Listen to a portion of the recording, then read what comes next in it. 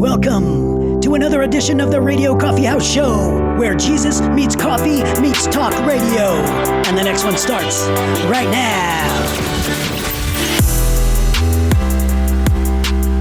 And so that's what led me here. It was the radical love of God. And so then I prayed this crazy prayer: God, if you're real, take away my anxiety and depression, because this is why I want to take my life. And instead of taking my life, I gave my life to someone who wanted it. So you might be in a season where you just hate your life. Then give it to Jesus, because he actually wants it. If you don't want your life, give your life to Jesus.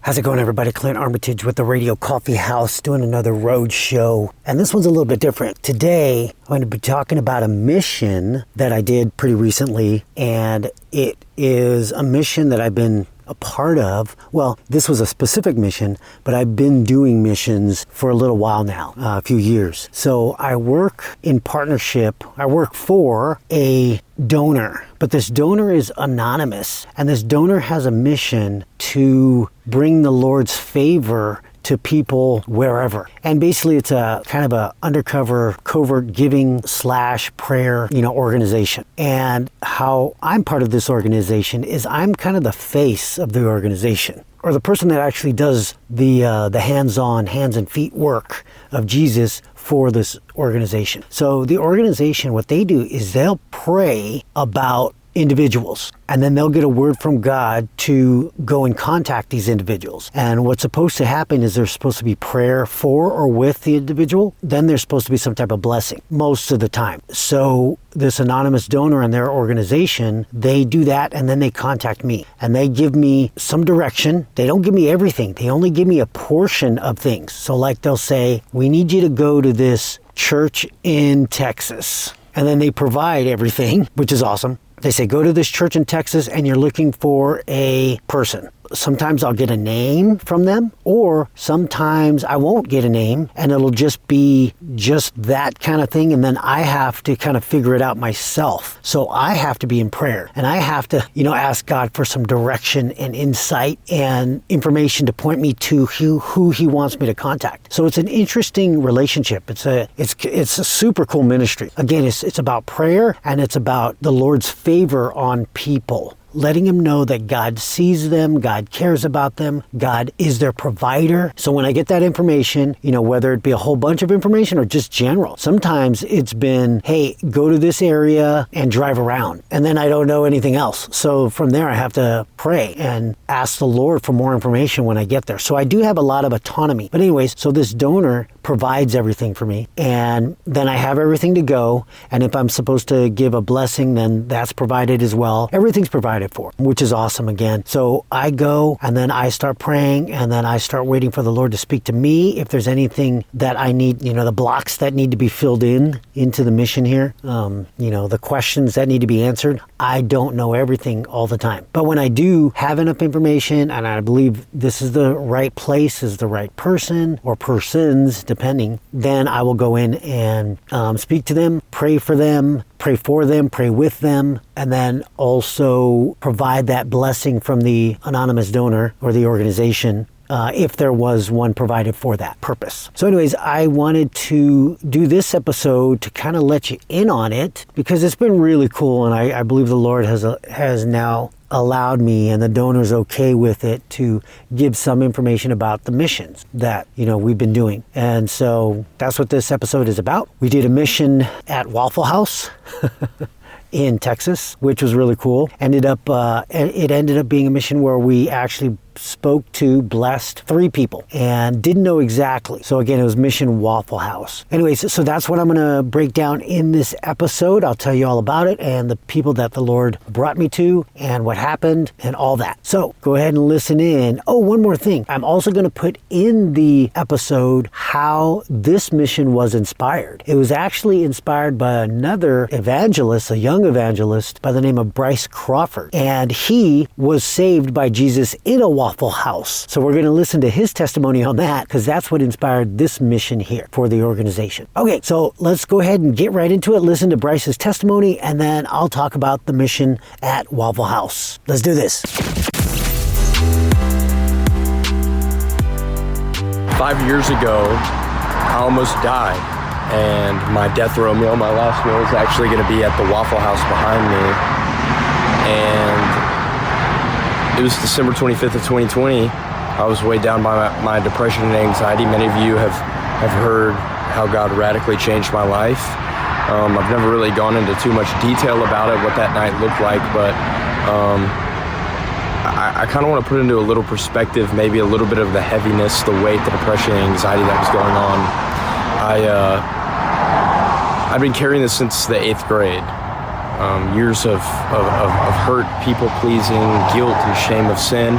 And so it led up to this night where, that Christmas day was supposed to be happy, but I didn't have that good of a day. And so I thought, man, the only way to get the pain to go away is to take my life. Because if you're someone that struggles with depression or anxiety, it feels incurable.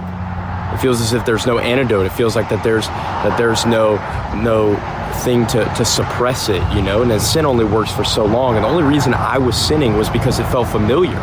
Not because I actually wanted to sin, but because it felt familiar.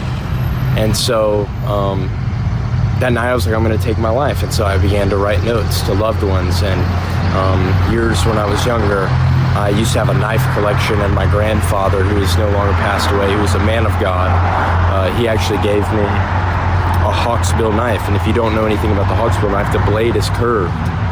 And so it was the only thing I had access to. It was in my nightstand, and I knew that would be something easy and accessible. It would be painful. I didn't really think about it, but I just knew that no one would question it because it was in my nightstand, And honestly, I came to this Waffle House not in search for hope. I actually came here to just kind of let loose a little bit, Maybe you turn to alcohol or drugs or things like that. And so I came here simply to escape one last time. Isn't that what sin is? Just escapism. And I came here with no one, and I couldn't get a table because it was packed. It was the only thing open on Christmas Day and at nighttime. And so I asked a random man, I said, hey, if you'll sit with me, we'll get to sit and eat faster and I'll pay for your meal. And this guy was double my age. And the second we sat down, the last time I was trying to escape from my problems, this guy began to dump all of his life issues on me. My wife's divorcing me. She's taking my kids away. This isn't that, blah, blah, blah. And just could not stop dumping his issues on me. And I thought it was extremely interesting because I was like, man, I've come here to escape my issues one last time. But you're dumping all your life issues on me. And so then I'm just sitting there eating my meal and eating my meal and eating my meal and not even thinking about it. And finally he says, I love my wife, but she doesn't feel the same about me. There's no growth in a relationship if the love isn't mutual. And when he said this, like all of time stopped. Now, the only thing I can compare this encounter with Jesus is like Matthew 16. Jesus asked the 12 disciples, who do the people say that I am? Who do the people say that I am? And he says, well, some of you say that you're John the Baptist. I think you're Elijah. And he's like, well, who do you say that I am? And Peter is the only one that knows this. He says, you are the Christ. And Jesus says, it's not by flesh and blood that you've been able to understand this, but it is a gift from God. It is the grace of God. And in that moment, the 18 inches between my head and my heart finally connected. All the stuff I learned growing up in church, my Bible school, all of it made sense. And I finally realized maybe I don't know that God loves me because I haven't given myself a chance to love him back. And so that's what led me here. It was the radical love of God. And so then I prayed this crazy prayer. God, if you're real, take away my anxiety and depression because this is why I want to take my life. And instead of taking my life, I gave my life to someone who wanted it. So you might be in a season where you just hate your life, then give it to Jesus because he actually wants it. If you don't want your life, give your life to Jesus. We can't keep playing games anymore. We can't keep sitting around and being passive. I was radically transformed by the love of God. And something I want to clarify, because I see the videos and I see the comments and I see the messages and the emails. A lot of you guys give me credit for the videos, the podcasts, the words. But on a day like today, I got to give Jesus the credit, man. I am not alive because I decided I wanted to make YouTube videos for Jesus. I am not alive because I decided one day, I'm going to start a podcast about Jesus and reach people. I'm only alive today by the grace of God. And everything that you've seen, ministry, evangelism videos, podcasts, is because of God.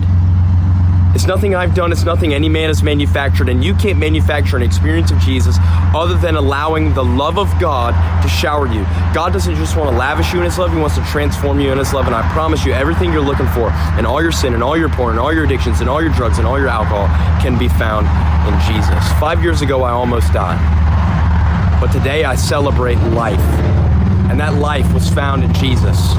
Not in my porn addiction, not in my people pleasing, not in my sports, not running away from my problems, but running to the Father.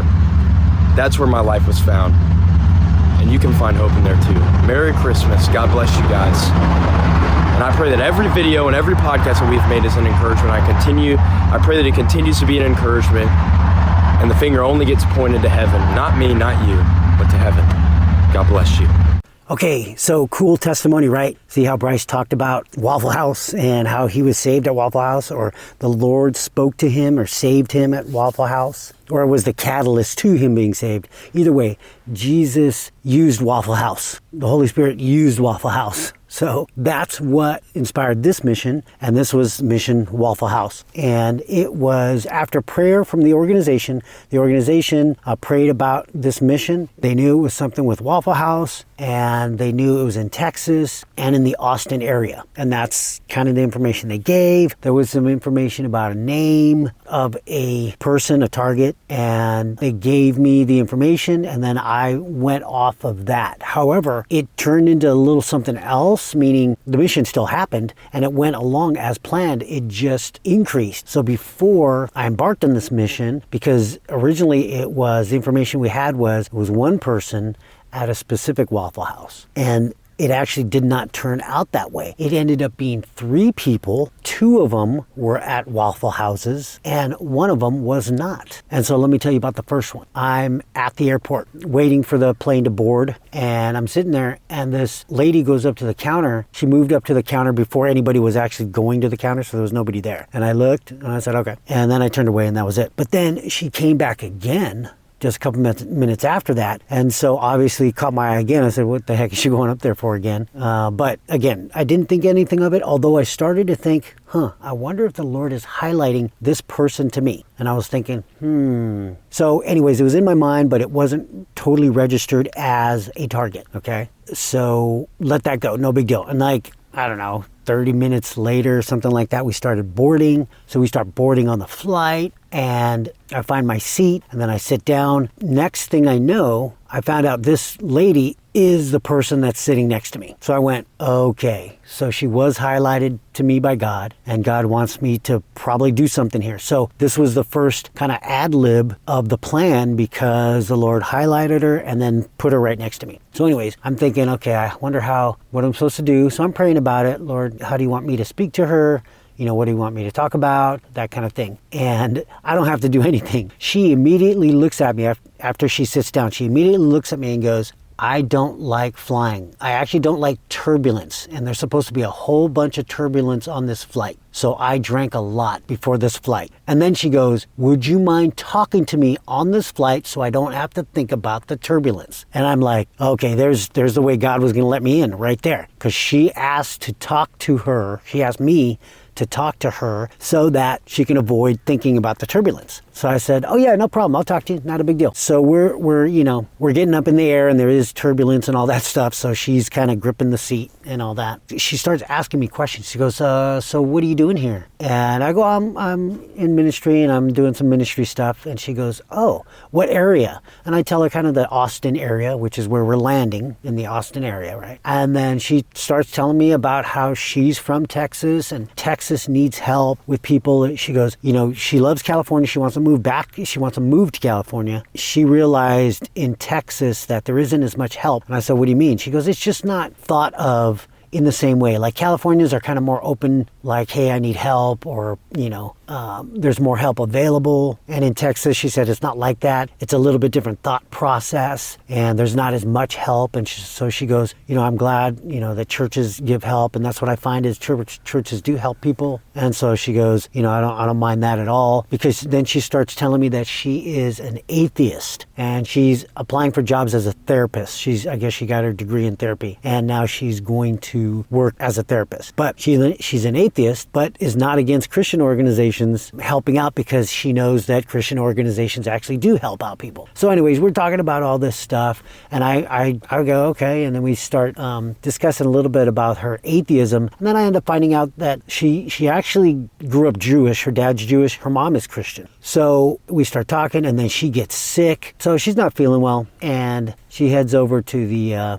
lavatory. She gets sick and all that stuff. But she comes back, and I'm kind of helping her with I'm getting water from the waitress and asking the waitress to help her out and all that stuff. So anyway, she's feeling a little bit better after she goes to the bathroom and all that. And we're talking a little bit more. And I'm not sure if she's an atheist 100%. I'm thinking more of an agnostic, but I don't know. Like I said, she grew up Jewish and her mother's Christian. So not sure about the atheism claim, but could be. Don't want to tell her what she is or isn't. Anyways, she's feeling a lot better, and we're getting towards the end of the flight, and we're starting to, descend and all that stuff. And then we actually land, and then I ask if I could pray for her. After our conversation, she thanks me for helping her out and all that stuff. And then I asked if I could pray for her, and she said, yeah, sure. So prayed for her career, prayed for her family, things like that, just asked for blessings on her life. And she was thankful for the ask about when I prayed about her getting a good job as a therapist and all that stuff. So she really liked that one. Anyway, so after I prayed for her, I felt like the Lord was nudging me to go ahead and give her one of the financial blessings,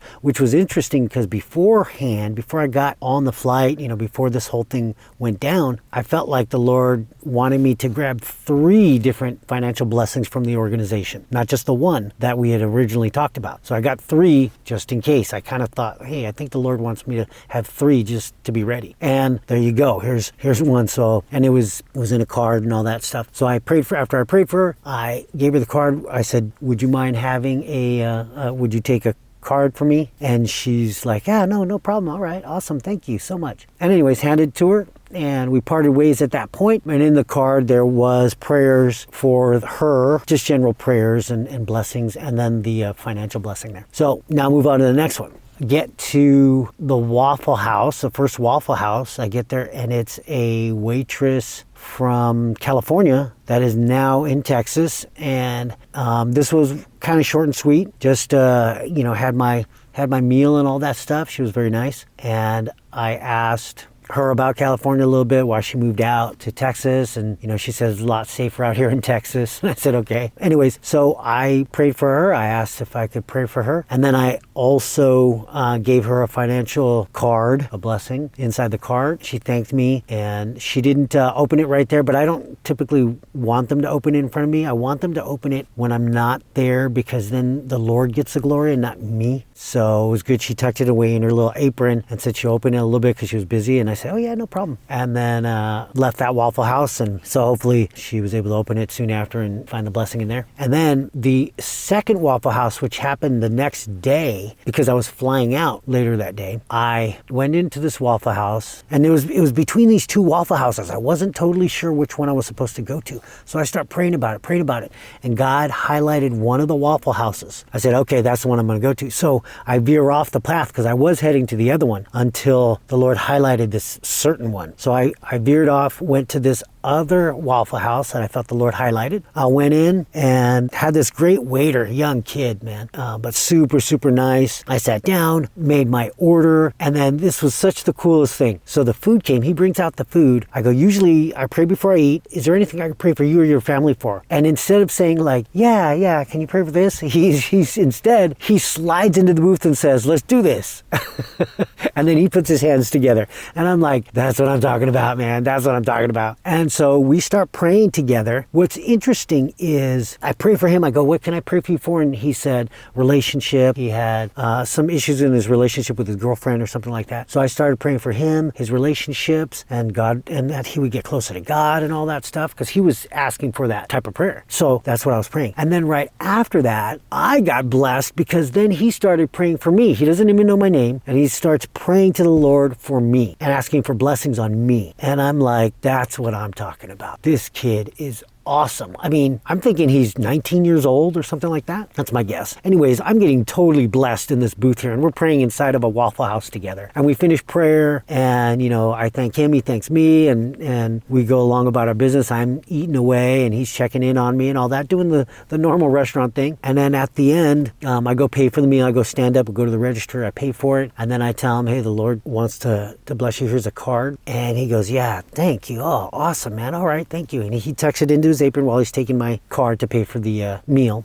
And so I give him that, and he's smiling, he's super thankful, and we're like, hey man, have a good one. And I walk out, and I was so blessed by that interaction. Like, I'm thinking I'm going to go bless somebody, but really I get blessed.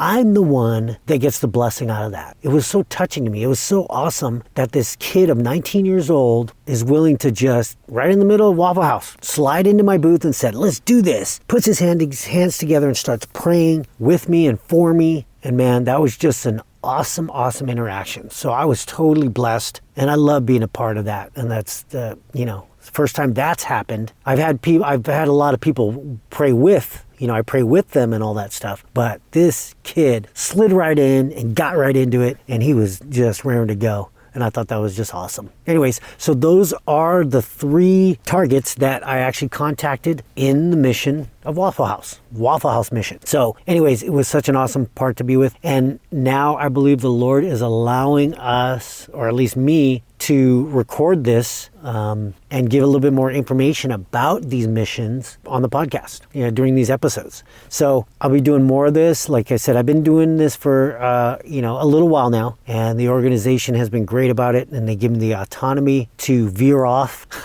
and still support and provide and stuff for what's needed. And so it's been really awesome. But anyways, thanks for being a part of this journey, and I'll get a little bit better at it's just me kind of babbling right now, but hopefully I'll get a little bit better at explaining and recording how these things play out so that you can kind of be a part of it. You know what I mean? And we could always use your prayers. If you wouldn't mind praying for these missions, that would be awesome. It'd be really, really cool. And maybe the Lord will open it up more and expand and bless more people, touch more people, and maybe get more operators, more people doing kind of this stuff, Anyways, thanks for being a part. Thanks for listening in. And until next time, stay safe and stay blessed.